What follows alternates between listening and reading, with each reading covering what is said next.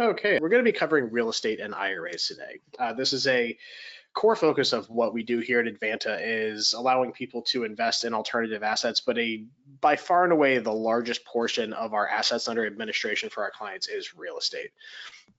My name is Alex Perny. I've been with Advanta IRA since the beginning of 2012. I just crossed over my 12-year mark doing this. I have been involved in alternative assets my entire professional working career. So again, I do encourage you to ask questions. I started out doing accounting work for this. I've also had a hand in actually deploying capital and assets for clients, the tune of over 1,200 individual investments and about $400 million worth of invested client capital. So if you have questions, please let me know. And I've been doing business development work and outside sales for Advanta and education since about 2016 as well. So again, I encourage people to ask questions. I like to not be a gatekeeper to this information, and hopefully get you some good information for you to make some informed decisions. A bit of a disclaimer before we get started. Advanta IRA and our employees do not provide investment advice, nor do we endorse or promote any product. So we don't sell you investments. We strictly have a platform of services that we will sell you to be able to go out and make these decisions, find these deals, and put things together that make sense for you as the client individually. All information and materials are provided for educational purposes only, and all parties are encouraged to consult with their attorneys, accountants, and financial advisors before entering into any type of investment.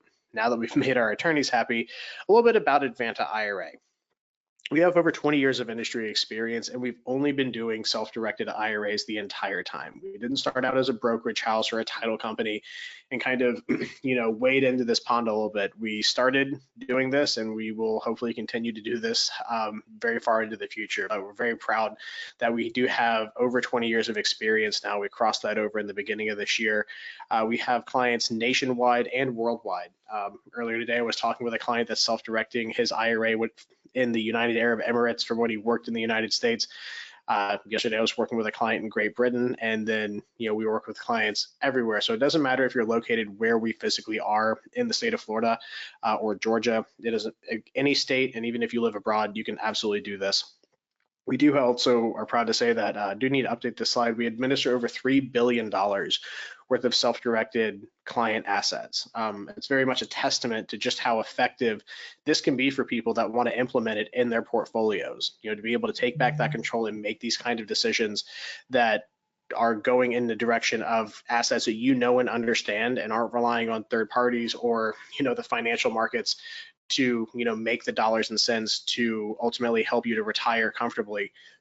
It's a very powerful tool to be able to take back that control and be able to invest in a form that and understand.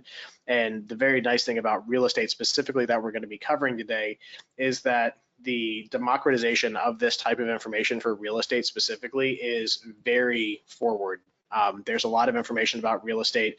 You can get very well educated without having to have a Harvard degree. It's a very accessible information pool for understanding just how effective real estate can be in not only just a general investment class, but something that can definitely help you to maintain a level of security and stability in your retirement portfolio as well. Some people are a little bit concerned when it comes to doing self-direction because it is a departure from what you're normally used to. If you have an account with a large wirehouse or a brokerage, to think that, hey, I'm going to go do something that's alternative. What kind of securities am I giving up in the sense of things that are safety nets for me as an investor? Well, just as with any type of normal banking relationship that you're used to, any deposits that are cash here are FDIC insured up till their applicable limits. So as far as insolvency of the firm holding the funds, you're not giving up anything. Additionally, you have dedicated client account management with every single account here, whether it's $10,000 or $10 million. We offer dedicated concierge level service to all of our clients to help you through that learning curve of understanding, saying, I'm going from something that I've known and understood to a point in being invested in securities my entire life with my retirement plans to doing something that is alternative in nature. We're here to help. We want to make sure that you don't feel like you're just a number on an account statement for us. We do like to definitely have that hands-on level service to make sure you know and understand what you're doing. And again, that leads directly into the education we do. We do bi-weekly webinars. So thank you all for joining with us today on this one. We also host a podcast, or I should say I host our podcast here at Advanta, the Alternative Investing Advantage, which goes out every Wednesday at 10 Eastern. So we like to make sure we have plenty of information out there for you to start to understand these kind of different investments and make informed decisions as well. So it's important, at least with, I feel in this specific presentation, to really kind of define what a self-directed IRA is, because the term self-directed IRA is not unique to anything really. It is generally just a marketing term. You can go to, I know Fidelity Asset Management uses the term self-directed, so does Charles Schwab. It's at the end of the day, it's a marketing term, but we like to, again, lean very heavily on that to differentiate it from just a brokerage IRA, meaning that you as the client are truly making a self-directed decision to invest in things that are not on a traded securities market, not stocks, not bonds, not mutual funds, at least publicly traded ones. We can certainly handle private stock and things like that. But in the context of hearing self-directed IRA, there's nothing in the IRS code that says self-directed IRA or that says real estate IRA. It's all up to the custodian, in this case Advanta, to determine what we will and won't allow. And basically what we allow for is anything that's not something that you could purchase at a large wirehouse or a large brokerage. So the alternative assets that most people that use our service are going to invest in, again, by far and away the largest part of our AUM for our clients is real estate and real estate adjacent investment. So you could be on the buy side of the real estate deal, which is what we're going to cover today. You could also be on the debt side. You could lend someone money and act as the bank and hold a note and mortgage for a particular property. That way, if the person doesn't want to pay or fails to meet the terms of that note, your IRA could foreclose on that and take the property back, just like a normal bank would. So there's a lot of flexibility. It's not just one size fits all. And personally, that's what I really like about this style of investing, is that you really get to figure out your place in the world and what most accurately represents what you're trying to accomplish, and then go forward from there. You get to kind of create your own investing avatar and make it work for you and not make yourself work for that mold that maybe more traditional finance has for you. You can also invest in private placement. So if you know someone that's starting up a business or looking to raise capital for something, an IRA can hold private stock here at Advanta. You can also buy precious metals. You can do foreign currency trading, futures trading. Really, the list goes on. I could sit here and pontificate about all of the different interesting alternatives for a very long time. And believe me, there are some very interesting ones. If you ever get me on the phone, ask me, and I'd be more than happy to tell you some of the more interesting things that I've seen in my career. But again, self-directed IRA in this context, meaning something that you go out and you're making the decisions on stuff that is not on a stock market. At the end of the day, that's kind of the very high level of this. Specifically, again, we're going to be focusing on real estate. Now, kind of the next question people have after they say, well, what is a self-directed IRA? Is, well, why haven't I heard about one? And the reasoning behind that I find to be rather interesting. So IRAs and your full suite of investment options have been around since 1975 with the passing of ERISA, which was the Employment Retirement Income Securities Act. So for those of you that might get that Jeopardy question now, created IRAs back in 1974, and they came into existence in 1975. And since then, the IRS has taken the standpoint that the allowable investments, with a few exceptions of what they specifically say you cannot do, is basically up to the custodian to determine whether or not they want to hold it. So most people like a little bit more of a simpler, less burdensome task than kind of making all their own decisions. So they put that off on financial advisors and banks. So they sell CDs, stocks, bonds, mutual funds to IRAs. So the market's just been basically kind of centered around that for this entire time. But you could have purchased a piece of rental property in the 70s in an IRA. This is not something new that just got legislated. It has been around for a very long time. And additionally, the amount of people that actually self-direct is such a small fraction of the actual retirement plan marketplace. And to give you an idea, because big numbers are always kind of fun to say, the most accurate information we can glean as of present is roughly $37 trillion. That's number 37 with 4 commas behind it. Very large amount of capital in the US retirement plan system. And that includes IRAs, 401ks, pension plans, it's all of it, right? So that $37 trillion number, only about 4% of it is self-directed in the sense that people pick their own investments. So that includes picking your own stocks and mutual funds. A further smaller fraction of that is truly self-directed in the sense of people buying alternative assets, people investing in real estate. So it's just a very small part of the market. But even small parts of the market, when you're talking about that much money, is still big business. And we've just decided to focus on our small corner of the world. But it is getting bigger every day. So again, that's why you might not have heard of it, and also some things that go into what exactly this is. So one of the things that most people often ask me about is, well, how do I get money into a self-directed IRA? Well, there's a few different avenues you can do, and there's certainly plenty of account types that we offer to best suit what you have and what you're looking to invest in.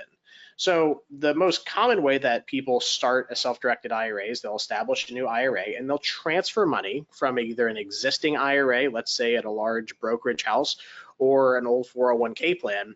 You can have multiple IRAs. So if you don't want to move all of your funds from that IRA to a self-directed, you could have an account at, let's say, Fidelity, and also a self-directed here for doing your alternative investments as well. You don't have to start these from scratch with just contributions, because the following question I get asked normally is, well, I can only contribute $7,000 or $8,000 into an IRA per year. How in the world am I going to get to the point where I can buy a piece of real estate, right? Well, that again is kind of illustrated by that point of you can transfer or roll over funds from existing IRAs or old 401ks to a new retirement plan to be the seed for what you're eventually going to grow with your investments here at Advanta. But it's also important to understand, at least from a high level, how much money you can put in on an annual basis from your own pocket. Remember, earnings are unlimited. So if you have a property that's cash flowing, let's say $2,000 a month in your IRA, that doesn't keep from making any of these contributions that are listed up here. You can always still make your contributions in addition to whatever earnings that are coming in from your investment. So just keep that in mind. It's a question I get relatively often.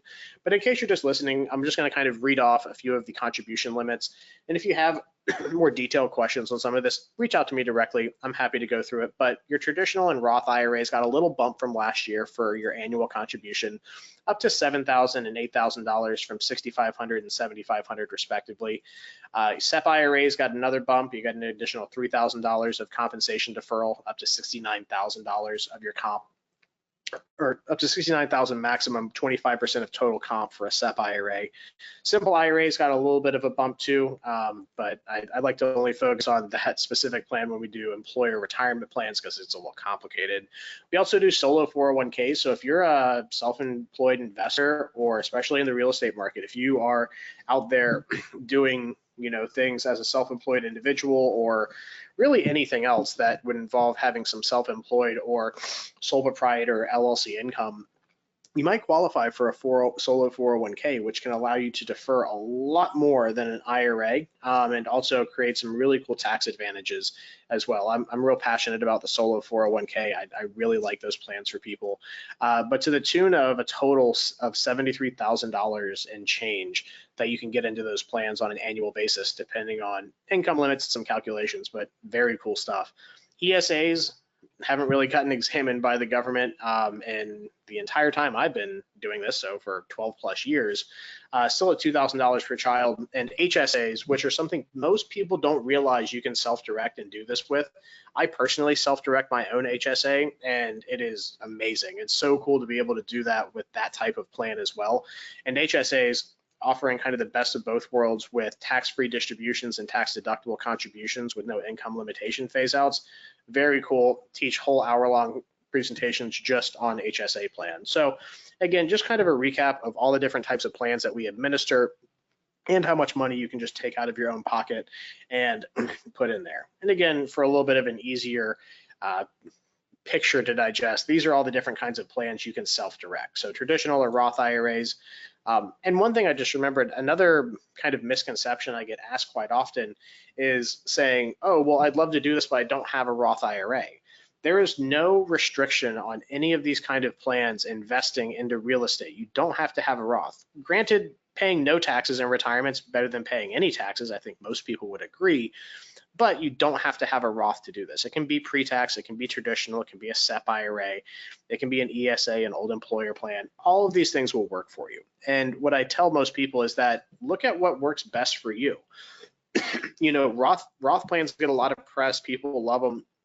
but it might not make sense for you to do a large conversion and pay a bunch of taxes to have to claw back that with your earnings for it to make sense. So just keep in mind, any of these plans will work. You don't have to have a Roth IRA. Roth IRAs are great, but again, there's a reason that there's all these different kind of plans out there, is that there's different needs and use cases for every investor. Everyone's unique, right? But it definitely applies very much with this. So now let's kind of get into the specifics of investing in real estate. And I find this slide to maybe be a little bit corny, if you will, but it illustrates a very powerful point, is that when you do self-direction, and especially investing in real estate, you're not beholden to just some ambiguous stock market, right? That can be affected by global politics or social media posts of a fund manager or something that the government is doing. And the most part, you can invest price point agnostic, but the more powerful tool is that you get to invest in not only what you know and understand, but with who you know and understand, which I think is a very powerful tool, is that you're not having to go try to get a meeting with Jamie Dimon over at Merrill. You can sit down and directly do this with people that you meet at local real estate clubs, or from real estate that you see in your own neighborhood, or deals that you find through any other type of networking or other general things that you have going on in your life. You can find these investments and put them together with people that you know and ideally would trust if you're going to be investing with them. But that's kind of the powerful message I like people to take away from this. The structures and the fundamentals of doing that are all great and definitely need to be understood. But the fact that you can take back that control and have franchise in what you're doing, again, personally, I just think it's very, very interesting and something that's really not offered in too many other places when it comes to investing, whether that be through a retirement plan or in general. So real estate. Real estate has a bunch of different ways you can invest in it. And it's, again, not one size fits all. You don't have to go out there and just say, hey, I have enough cash to directly go and buy a property, right? And we'll get into a few issues that might crop up with certain, certain areas that with financing here in a minute. But you could buy real estate in your IRA. You can joint venture with people or put together different types of partnerships that would allow you to bring in more capital to a certain deal to take down a property cash. And it'll be illustrated a little bit later on here as to why that might be beneficial for you, trying to make things work cash as opposed to maybe trying to acquire financing. But you can joint venture. You can use things like trusts or LLCs to combine funds together from multiple parties. So that way you can have a single entity buying something. A lot of clients do that and have had, good doing that as well. You can invest in real estate syndication. So if you want to be very hands-off with real estate investing where you still have an equity position with a property attached, you could do something like a real estate syndication for commercial real estate, or they syndicate all sorts of different things. I just had a gentleman on our podcast that was talking about litigation finance and doing syndications with litigation finance. Very interesting, but a little bit off topic. But suffice to say that if you would rather invest in a more hands-off with a managed capital, like a fund manager type situation, things like apartment syndications or investing as a limited partnership into some type of offering can offer a very good avenue for people like that. A lot of people that maybe are starting out and don't have maybe as much capital as they would like to lend someone a mortgage on a property or do some bridge debt or buy a property directly might be interested in things like options, tax deeds, or wholesaling. You can buy tax deeds or tax certificates of properties. You can wholesale real estate contracts. You can do option, short or long term on real estate or really any other asset that you can conceivably think up that's allowed in an IRA. But specific to real estate, all of these things will work. And I've seen people do timber rights. I've seen oil and gas, well leasing, hunting rights. Again, I've even seen people buy and sell burial crypts. So again, if it's real estate or real estate related and it's something that you know and understand, there's probably an avenue to make it work. And I would just encourage that you reach out to us and we can kind of walk you through the specifics of what you might be looking to do. So we got our first question. Can you do multiple LLCs through your self-directed IRA? Certainly, if you want to. There might be benefits and drawbacks to doing a structure like that. But again, it's at a high level to your question. Absolutely. You can have an IRA that owns 1, 2, 3. I mean, you could have as many as you want, again, so long as it's functional. But there isn't any type of restriction on saying, hey, if your IRA is established, you can only have one LLC in the account that you run investments through. Whatever kind of works for you. Again, that's the nice thing that plays into the flexibility I've been mentioning on you being able to kind of create that ideal avatar for what's going to be most effective for you. So multiple LLCs, definitely not a question. They're definitely not a problem. Thanks for the question. So some self-directed IRA rules. What are some things that you can't invest in? You can't buy a life insurance policy and you can't buy collectibles. That is basically what the IRS says that you can't do. So again, the list is very short. The IRS does not micro legislate allowable investments. They leave it up to the custodians to determine what they will or won't allow. Granted, there are some rules, and we'll get into some more specifics with what is not allowed in IRAs that most people don't run into with private stock investing. But again, the two things that the IRS says you can't do, you can't buy a life insurance policy, you can't buy collectibles, can't buy things like rare bottles of wine or artwork, rare coins. You can buy precious metal bullion coins like gold American Eagles, things like that. But again, the thing to remember is that those are the things that you can't do. There are also some people you can't directly invest with. So we'll get in on the next slide on whom the prohibited individuals to directly deal with are, and I'll illustrate a few problems that would come up. And then also there are some specific taxes that might apply in very unique instances with IRAs. So like you can't buy a business. So UBIT, it's going to apply when people are going to go out and say, hey, you know what, it'd be a really good idea if I went and bought this laundromat with my Roth IRA, right? It seems great. Hey, I buy a business and it's all in a tax shelter, so the government can't come and take all that money away from me. Well, the IRS thought of that, and they basically say you can't basically just own a active trader business within an IRA. Well, you can, you just have to, there's a pay to play for that. And also in certain debt financing situations, there might be a specific tax that applies to a portion of the cash flows that are coming off of the actual investment. That's more of a little bit more of an advanced case study. I do teach a whole class on that. If you go to our YouTube channel, you can find our UBIT and UDFI webinar. But again, it's something to just be aware of, but it normally doesn't crop up too terribly often. Let's see, good question here. So ask, can you add personal assets and cash to a traditional IRA to buy real estate if you don't have enough cash in your IRA? So the answer is mostly no with that scenario. So there are contribution limits, and we kind of covered those on one of the first few slides of how much money you can just take out of your personal holdings and put into an IRA per year. Those limits are going to be $7,000 or $8,000 depending on your age, whether you're over or under 50. So with that said, you can put in some personal money, but not a whole terribly lot. If you are someone that maybe needs to jump start it because you don't have maybe other traditional IRAs or other IRAs at other custodians and maybe some old 401ks that would help with a rollover that would be commensurate with buying property, then yeah, it's again kind of a tough spot to be in. And that's where things like partnering with other people or being on the debt side of things and lending someone money for a project. Again, you don't just have to say, hey, I have to buy real estate directly. There's a lot of different ways to be involved in real estate that don't necessarily involve having to have all the money to buy it, right? So again, high level, can you add personal assets and cash to a traditional IRA? No, and it'll be a little bit more illustrated on the next slide as well, but thanks for the question. So there's the two things that you cannot directly invest in. Can't buy life insurance, can't buy collectibles with an IRA. But there's also certain people you cannot directly deal with. And this is on a transactional basis, meaning being on the opposite side of the closing table from them. So buying or selling something to or from these people. And yes, this also includes like assigning something, saying, oh, well, it's not being sold, it's just being kind of given, right?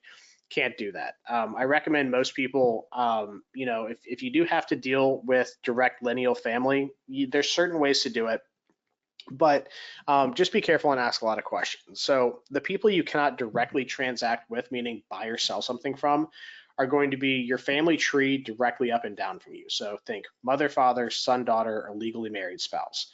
Brothers and sisters, aunts and uncles, cousins are fine to directly buy and sell things to. But these are the people you can't directly transact with and who can't receive a direct benefit or otherwise work on, improve, or do anything to a property specifically. So in this instance, you can invest with these people with your IRA, meaning you partner together from the onset, but it has to be done as a partnership. So an easy example would be to say, hey, look, me personally, Alex, I bought a property with my Roth IRA, and then I said, you know what, I'd really like to maybe either free up some more capital or have my wife's IRA be involved in this as well.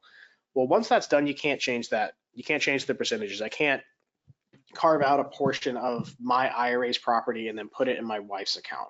Now, in that same instance, if we had started that from the beginning as a partnership, said, hey, look, I'm going to have my Roth and my wife's, even a traditional, you can mix and match tax status of funds. Let's say I have my Roth and my wife's traditional come in and partner together on that property purchase, that would be okay. Now, granted, the percentages have to remain static. You can't adjust them as they go forward. Any income and expenses have to be split along those lines, and that's where things like LLCs and some other structures might be better suited to partnerships. So again, you can deal with these people in a certain extent, but it has to be done as a partnership. You can't change things in the future. Additionally, things that will cause issues are going to be things like providing service. And I've enumerated a couple prohibited transactions up here. So an easy one that we just kind of reviewed is that your IRA purchases a piece of real estate from your son. Can't do it. You also can't have your son sell it to your neighbor and then buy it back. IRS deems that kind of a straw transaction. They call it a step transaction is the technical term for it. Another example would be like owning real estate and then leasing it out to a child. The precise example I have of this was back probably in 16 or 17. It was a lot of years ago now. I had a client that bought a piece of property in Auburn, Alabama. And what's in Auburn, Alabama, but the University of Auburn. So he being a more brave person than I would ever be to buy a house to rent out to college students was his general idea. So he closed on the property, everything went fine. A few weeks after close in early September, he sent me a lease agreement had 4 women's names on it, and one of them had the same last name. So I asked, hey, bud, who is this person in relation to you? Oh, and he said, oh, it's my daughter. And, he's like, yeah, she's going to be paying rent. And that's fine. But the problem is the familial relation. So, I don't envy him telling his daughter saying, hey, this house that I just bought that we were going to have you live in, well, now you got to find other accommodations. And again, that just kind of goes back to understanding, asking questions. But, he wasn't trying to do anything nefarious per se, but the IRS would have taken umbrage with it. So again, it goes down to utilization as well. So, you can't lease a property to a child or a parent or, personally utilize it yourself. The name of the game with IRAs investing in real estate is be arm's length. If you live in Florida, treat it like the properties in Washington State, right? Even if it's next door to you, just, have that kind of mental separation of this being a wholly different asset from your stuff personally. And rules like, I think it's what's called the Augusta rule, where you get to, personally, or I guess that one wouldn't apply, because that involves renting out your property for 2 weeks a year. But, even to the point of just using it for like 2 weeks out of the year, or, doing any, again, living in it or improvements on it personally, you just can't do. You gotta make sure that work's done by some type of third party. Some other examples here, hiring a son's rehab company to do the rehab on the property, having a daughter that maybe owns a painting company come in and do the painting work, or you doing the painting work yourself. These are the kind of things that are going to cause you issues.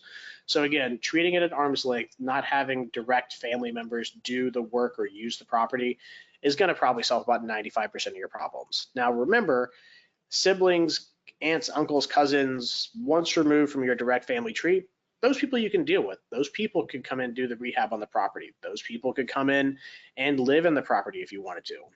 So again, just remember, understanding kind of where the people you can't deal with start and stop is most of the issues that you're going to run into with this. The other kind of 5 or 10% is making sure that you understand that any and all expenses have to be paid from by the IRA. So if you partner some IRAs together, the IRAs or that cumulative amount of money has to be enough to cover things like repairs, improvements. If something happens, making sure that you kind of forecast this out and say, look, if I have $150,000 and in my IRA or between two IRAs, and the property I'm going to be buying is 140 that needs 20,000 of work, well, maybe kind of reduce that number a little bit. And granted, if you're finding properties for that amount of money, let me know. But again, just to illustrate the point, saying, look, be real specific and analytical about what deals you really want to put in an IRA, because not everything's going to work. People get really excited when they first hear about this, and that does my soul good professionally to see how excited people get about it. But temper the expectation, make sure you understand the rules, because getting into trouble with the IRS, they don't have a good sense of humor like I do. So making sure you don't get into a position where you have issues is very important, and they're easy enough to avoid. So just making sure you understand, again, some of the high level rules will keep you from probably 90% of the issues that you're going to run into. So real estate assets, again, there's a lot of different ways to frame real estate, no pun intended. You could buy a single family home. You could have that as a long-term rental, a short-term rental. It could be a rehab project. You can do vacation rentals. There's plenty of clients that buy Airbnbs with their IRAs. Again, whatever you think is going to be the best fit for you, you can typically mold that deal to work in your IRA, so long as you stay within the confines of what the IRS will and won't allow. But there's nothing that the IRS says that states that, hey, you know what, you got to make sure this is a rental. It has to be at market rent, X, Y, and Z. If you want to rent it out and market rent is $2,000 in your neighborhood and you think you can get $5,000 for your house, go for it. That's one of the beauties of free market economy, and you get to fully take advantage of that. Again, conversely, if you want to do things and maybe do light rehab or use certain vendors, again, there's nothing that the IRS or Advanta will say saying, hey, you have to use an approved vendor list. If you want to use a handyman for all the work, by all means, feel free to do so. But, bear the risk of understanding that, fully licensed and insured people working on your properties is always probably a good idea. But again, we're not going to police or gatekeep whom you want to use. Again, just making sure that you're not using a disqualified individual is important. You can buy condos, you can buy mobile homes, trailer parks, tax deeds, REITs. And we don't see as many people investing in REITs. Most people coming to us are seeing the benefit of doing the more tangible and direct real estate investing, but private or uncapitalized REITs, certainly an option for you. And investing in commercial real estate or multifamily through syndications or private placements, again, a great option for a lot of people because it's very hands-off and very passive in nature.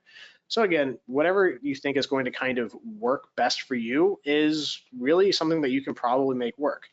Now, being at a high level, understanding functionally how an IRA buys real estate is very important. And the nice thing is that the documentation of buying real estate, if you've done it once, nothing really changes. There's still going to be a contract. There's still probably going to be a listing agent. There's going to be buyers on the other side of the table. There's going to be a settlement statement, a deed, a title policy, a estoppel, a tax proration, assignments of rents and leases. Whatever the normal document packet that goes into a real estate purchase in a specific area that you're investing in doesn't change fundamentally. The big thing that changes and what people most often need to understand is how the IRA engages. So in this scenario, if you're not going through like an ancillary LLC or trust, you just want to have the IRA buy the property, well, the IRA has to be listed as the buyer. It's not you personally. So what does that look like? So the contract would be written as Advanta IRA, FBO, John Smith IRA 1234, right? And we provide you the specific language to use, but understanding from the rip kind of what goes into it. So IRA is the title buyer on all documents, not just the contract, but the settlement statement, deed, title policies, everything lists the IRA as the owner.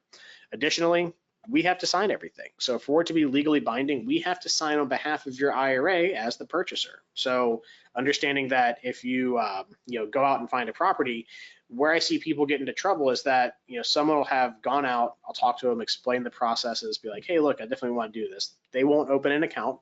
Again, it's fine with me. But they'll go out, they'll find a property, they'll negotiate it, they'll sign it in their personal name, and then 3 or 4 days before closing, I'll get a call say, hey, Alex, I got this property under contract. We're going to close on Friday. And I have to have the slightly uncomfortable conversation of saying, well, maybe, getting stuff started early and having us involved from the very beginning, again, on the operational side of things is what solves the majority of issues that I run into. Again, most people just kind of bring us in later in the game than need be. So if you want to do this and you are serious about making this kind of part of your portfolio, just starting earlier than later, at least getting an account open so we can sign a contract and then get something tied up for 30 days. And transferring money doesn't take a very long time between IRA custodians. You certainly can get it done within 30 days, and you could even make an aggressive offer saying, hey, look, I want to do this to my IRA. Let's close in 2 weeks. A 2-week closing period is certainly a advantageous thing to come to the negotiating table with. So however you want to kind of structure the deal and things that you want to put into it are fine. Now, understanding the ongoing administration of the property is very important too, because buying the property, easy enough to understand. The IRA is the buyer, we sign everything, we wire funds to close, fantastic. Now your IRA owns real estate. But all of the funds have to come from the IRA. You can finance a real estate purchase in an IRA, but just as I was speaking with a client earlier today, there's a lot that goes into doing financing with an IRA. Is very specific loan requirements and some things that typically kind of steer people away from doing that. Most of the time, people will try to make a deal work cash by either, one, having the cash in their IRA, or two, bringing in multiple partners to make that deal work in an all cash structure, which you can do as tenants in common, which most people don't, with having like all the partners listed on the deed. Most of the time for those kind of partnerships or joint venture agreements, you'd use like an LLC or a trust. And I have a case study that at a high level details how to do that. And then all of the income from the tax, from the rents and the sale equity, et cetera, all go back into the IRA tax-free. So whatever portion of the deal that your IRA is involved in, if it wholly owns it, or if it owns 50% or 15 or 10%, whatever that proportion of income is coming back from the piece of real estate gets captured by the IRA completely tax-free. And that's really kind of the really cool part about it. And it's tax-free to no matter what kind of account it goes into. So just like maybe if you, to draw the example back to the securities world, if you bought Microsoft at 100 a share and sold it at 200 a share in an IRA, it doesn't matter if it's a traditional or Roth, SEP, simple, or anything. There's no tax paid on that $100 gain per share that you made. Same thing holds true here. The only time that you're going to be exposed to taxation in this context of the IRA is when you distribute money. So that's when you have to worry about, hey, am I going to pay taxes on the distribution, or is it a Roth IRA and I'm not paying taxes on that distribution? All of the income during the normal life cycle of the investment is tax exempt. So something to keep in mind when you're looking at this. So question on our fees. Yes, we have to keep the lights on somehow. Got to pay our staff and make sure that we keep the wheels turning here. But specifically, they're very nominal. Normally, we charge, and clients have an option between being billed on the value of the asset holdings or per the number of assets. And again, specifically, I just ask that you reach out to me directly. But again, we charge a one-time fee for buying the real estate, an annual fee for holding the real estate, and that covers any checks that we need to write, any type of lease agreements we need to sign, everything like that. But again, it's very nominal cost. So specifically, maybe lay out for me what you'd like, maybe give me a call. My contact information is on the front and into this slide deck. And we can kind of go through specifically what our fees would specifically be. Let's see. Another question. So you can't have a mortgage on the property. Your IRA has to buy the property outright. No, you can mortgage the property, but this type of loan that you have to get is what's called non-recourse, which is not a very common loan type for residential real estate. Normally, that's something that is going to be pretty much only utilized in the commercial real estate realm. Not to say that there aren't commercial lenders, as in like banks that do specifically IRA lending in fully non-recourse fashion, but the ability to go out and just finance a property like you would with Fannie or Freddie is not available to an IRA. So does your IRA have to have all the money for the purchase? No, you could have partners come in. You could, structure it a bunch of different ways to where you had cash to buy the property, maybe just not wholly in the IRA, or look at other avenues such as maybe lending someone a portion of the purchase and then holding the note and mortgage on the property. And it doesn't have to just be strictly, principal and interest amortized over 5, 10, 15 years. You could do all sorts of creative stuff with notes. You could have it be interest only with a balloon payment to, kind of make sure that they're, getting through and making their project work. You could do something where you have like equity participation in the note, where maybe instead of a fixed interest rate, you get a percentage of the sale proceeds once the property sells, which gives the borrower the ability to not have to have as big of a payment and to save on that interest, but also incentivize them to try to get as much money out of the property as possible. So that way, they're clearing as much at closing as possible there. So again, can you have a mortgage? Yes, it's just not as easy as, doing something personally or through an LLC. It's just a little bit more restrictive when it comes to the type of financing you have to have for that. And it doesn't have to be from an institution like a bank. You could have non-recourse debt be done via owner financing or a non-disqualified third party. So not someone in your family lends the money to the IRA. Or you could partner, again, with yourself personally. Again, you can't just dump all that money in the IRA, but again, there's a lot of different ways to make this work. You can get real creative with it and not just have to look at it through the lens of the more traditional real estate where you say, hey, I got 20, 30%, I finance the rest. With some of those restrictions kind of forces the investor's hand into being a little bit more creative. All righty, thanks for the questions. Keep them coming in. So expenses. Real estate is something that is not just a set it and forget it. There's going to be expenses related to the property. At bare minimum, you're going to have to pay the property taxes with the IRA, and you're going to have to pay for property insurance. Now, granted, you don't have to have property insurance, but I think anyone that has ever invested in real estate would agree insuring your properties with a very broad brush is a good idea. There's probably very few instances where not having a property insurance is a good idea. So keep in mind, some of those fixed costs for real estate have to be paid from by the IRA. So going back to the example of identifying a property that if you're going to be renting it out, that you have enough float to pay some of those expenses that come up at minimum, making sure you can pay taxes and insurance. Also, any repairs that need to be done from the property. So if it needs new water heater, if it needs, lawn maintenance, HOA fees, things like that have to be paid from by the IRA funds, at least in the percentage of the property that it owns. So if you own it with a few partners, well, then the LLC would just pay it, and then you would divvy it up, the expense allocation against the partners in the LLC. But if your IRA owned the property directly, then you just have to make sure that you have funds commensurate to, sort out some of those issues. If the roof is 5 years old, maybe not having coffers with enough to pay for a roof is okay. But if it's 15, 30 years old, maybe making sure you have enough to pay for a roof in the next 3 or 4 years. Again, especially even somewhere like Florida where we get those fun big storms that start cropping up in June through December. So again, understanding that expenses have to be borne from the IRA and the percentage of in at least the percentage that the IRA owns the property. Now, you don't have to have a property manager. Clients do, clients don't. You can coordinate the management of the property. You just can't do the work yourself. So again, you can go out and inspect, say, hey, the plumber actually did install the water heater. Okay, great. Tell us to pay him. We rip a check. And again, things like that. You can make sure the work is done. You just can't do it yourself. And again, you don't have to hire a third-party property manager and give up, a 10% gross rent VIG to them to actually, do that kind of service. But if you want to, an IRA certainly can have a third-party property manager.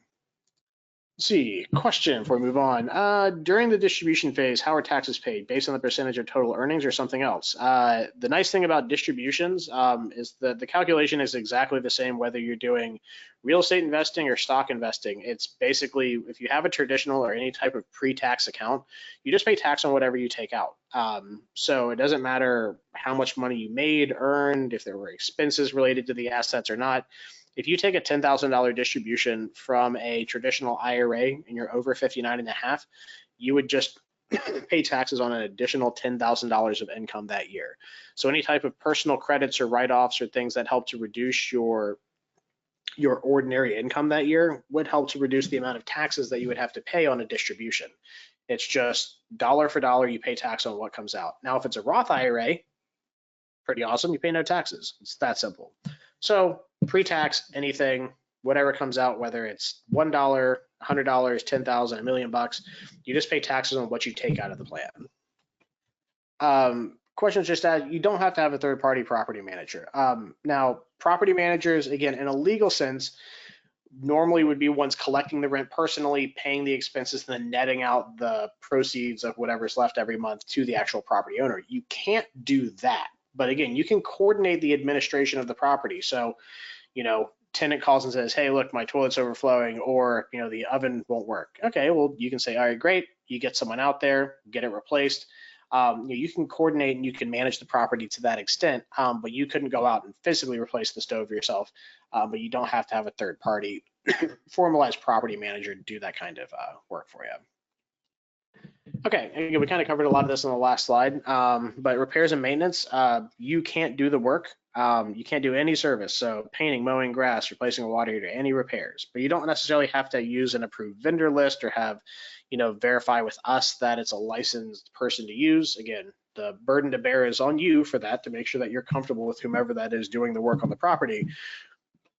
And who can do the work? Again, anyone that's not a disqualified individual. So your legally married spouse, mother, father, or son, daughter, or up and down to that family tree can't, brothers, sisters, aunts, uncles, cousins. If they own a repair company or something that could manage the property, you could certainly have them do it if you wanted to. Now, cash flow. Again, the easy way to cash flow a property is to rent it, right? And again, there's all sorts of different ways you can make money in real estate. So you could rehab it and flip it. You could hold it for appreciation, do no rehab. You could rent it out. But in the case of renting out the property, who rents out the property? You negotiate the lease. So you set the standard for what you want as far as qualifying your tenants, how much you want to charge, getting the lease agreement organized. We have to sign that lease agreement.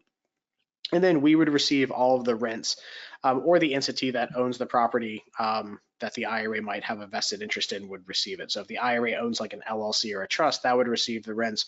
Or if the IRA owned the property directly, they just write their rent check directly to Advanta, directly for that. So again, relatively simple, not too terribly complex on all of this. It's the IRA is going to be due any and all income from the property. It's also liable for any and all expenses of the property. Anything about the term of the note, or sorry, the term of the lease is directly on you to figure that out. If you want to rent it for basically par value of market rents, go for it. If you think it's worth more or less, we're not here to tell you that you're right or wrong on that. That's all for you to determine and figure out what works best for you and your particular strategy. Let's see. Someone asked, what if the real estate investment didn't not make money? Do you still pay taxes on the distribution phase? Yeah, you pay taxes on whatever you take out of a retirement plan. Same example would hold true. Let's say if you had held a bunch of stock and the stock didn't make money or lost money, if you took a distribution from a 401k or an IRA that had publicly traded stocks in it that lost money, you would still pay taxes just like you would in this instance. The taxation is uniform across the board for IRA. It doesn't matter if you had a net gain or a net loss, you just pay taxes in a pre-tax. So again, SEP IRA, simple IRA, traditional IRA, and pre-tax 401k, you pay taxes exactly the same way. Let's see, do IRAs accept electronic payments from tenants like Zelle or Venmo?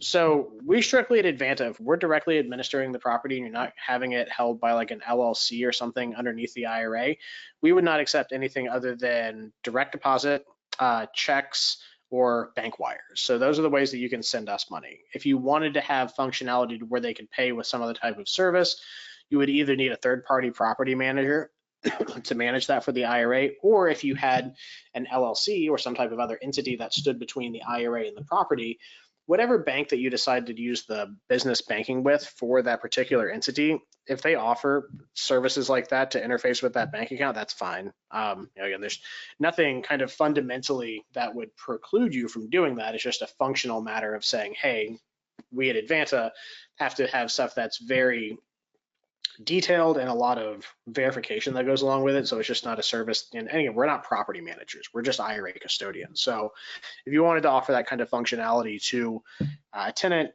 again, either a property manager or something like an LLC that would hold the property, would be of benefit to you. All right, case studies. We're getting towards the end of it. Again, if you have any questions, make sure you type those in. But I'll make sure we keep track of time and don't dwell too long on these to make sure everyone gets out on time. But we'll make sure you get some good information and kind of frame out a few different things. One, we're going to do a straight line property purchase in an IRA. Two, we're going to do a partnership illustration of doing partners between two IRAs. And third, we're going to cover utilizing an LLC, which can also be used in the context of doing some examples of how to partner with an LLC. So let's get started. Case study number one, John wants to use some of his 401k from a previous employer to purchase a rental property down the street from his house. Fantastic. Pretty easy to kind of comprehend this one. So who does what? So John opens and funds the Advanta account, meaning that he opens the account here and then we coordinate the transfer or rollover from his 401k or IRA to here. He's the one that finds the investment property. He makes the offer to purchase the property, and then he submits the forms and approves all of the investment documents to Advanta. What do? We work with the closing agent and whether that's a real estate attorney or a title agent in whatever state that the property is closing in. We work with all the interested parties, so listing agent, title agent, real estate attorney, to make sure all the documents are in good order. Again, with naming the IRA as the buyer. We sign all documents on behalf of the IRA. We wire funds to closing, and then we hold deeds and copies of any other documents for the property. Excuse me, as the custodian. And then we receive all income and pay all expenses. Again, assuming that this is done in a manner where the IRA directly owns the property. So what's this property look like as far as cash flows are concerned? So the property's rented for $1,200 a month for 2 years, $28,000 of income coming back in to the IRA directly for this. So he bought the property for $120,000. He sells it in 2 years for $170,000. Makes $50,000 of profit in those 2 years, along with the $28,000 of appreciable cash flow that he had as well. So no taxes are paid, whether this is traditional IRA or Roth IRA, no taxes are paid on that $78,000 of profit that was realized over 2 years back to the IRA. Keep in mind, all of these cash flows and income comes directly to the IRA, not you personally.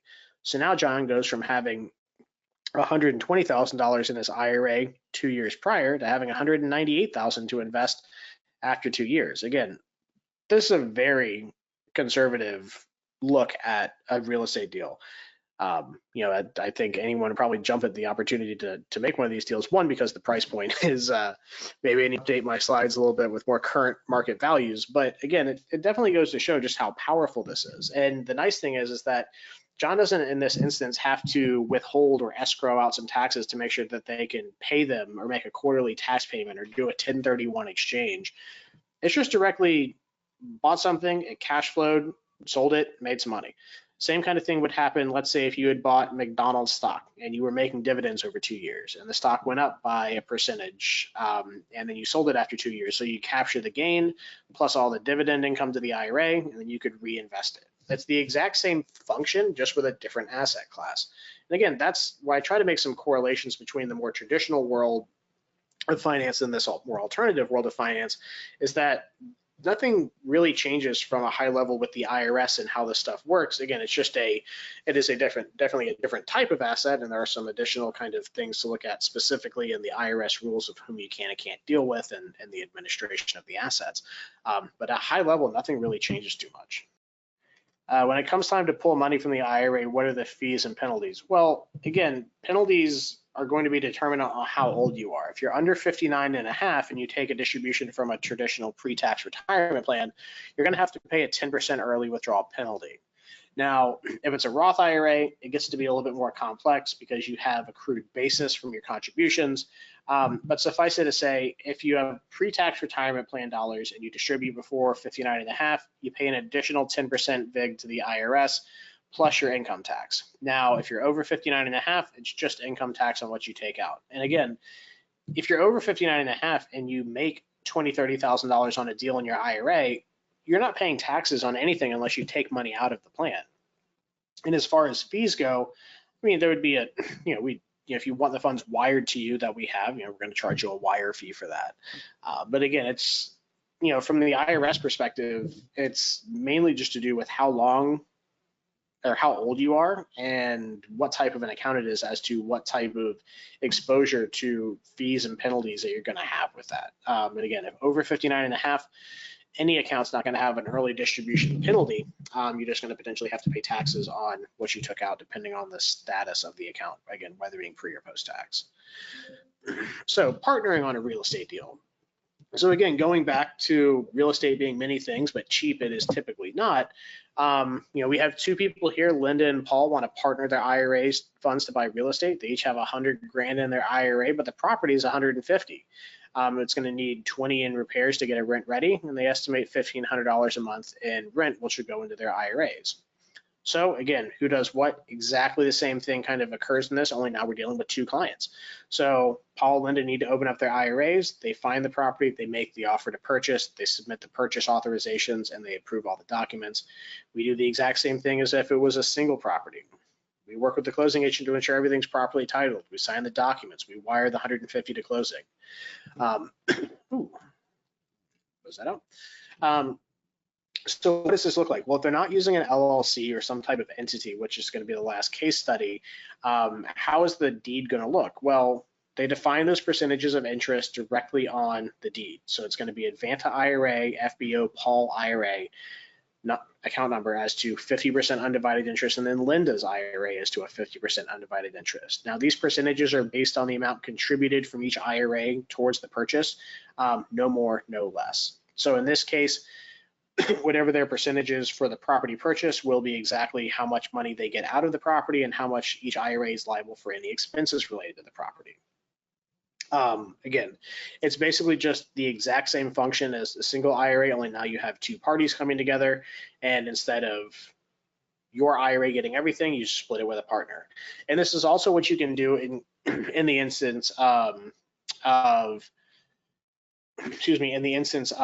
needing to partner with a disqualified individual. This is how you would do it as well. You couldn't buy or sell something after the closing date, but you could bring them on as a partner to begin with.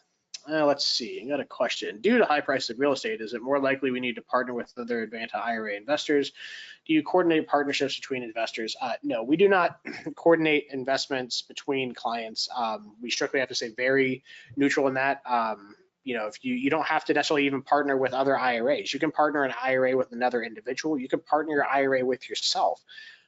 You just need to make sure that you're following all the applicable rules and regulations regarding that. You can't just dump a bunch of money into your IRA. You could partner, as with this example, as a tenant in common, or maybe onto an LLC. But again, partnerships are a big way that most people make real estate work in today's world. Or they might do it in some form or fashion where they stand on the lending side of things. So they know someone else that's doing it, they lend the money, hold the mortgage. Again, there's a lot of different ways to do this, but we strictly do not put people together for deals in any form or fashion. The closest that we do get to that is we host a open pitch call and networking Zoom call last Friday of every month. So if you want to get in on that, you can pitch to whoever's on the call. We don't record that, we don't distribute it. So it's basically just a networking opportunity for people to come together with other investors and service providers to put some deals together. But again, that's the extent that we work in the realm with people partnering and trying to put deals together. And lastly, checkbook control. This is kind of the general term that people use for IRAs that own LLCs. So in this case, Joe has 150 in a traditional IRA and interested in investing in real estate. He wants to buy a single family rental.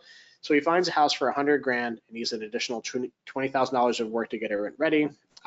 So he projects $1,000 a month in after repair value rents. So how can he buy this property? Well, he could have bought it under the guise of the first example that we did, where the gentleman came in, had the IRA buy the property directly. We administer any expenses, we collect all the rents, everything runs directly through us.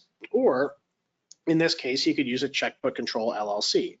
And the way that this would work is that, just as in the first example, he would complete the IRA application, transfer rollover funds from an existing IRA or 401k, we get the account done. Then Joe would form an LLC. So you just choose the state to set up the LLC, chooses the name for the LLC, has articles filed to establish that LLC, would be named as the manager. The articles with the state don't need to mention the IRA.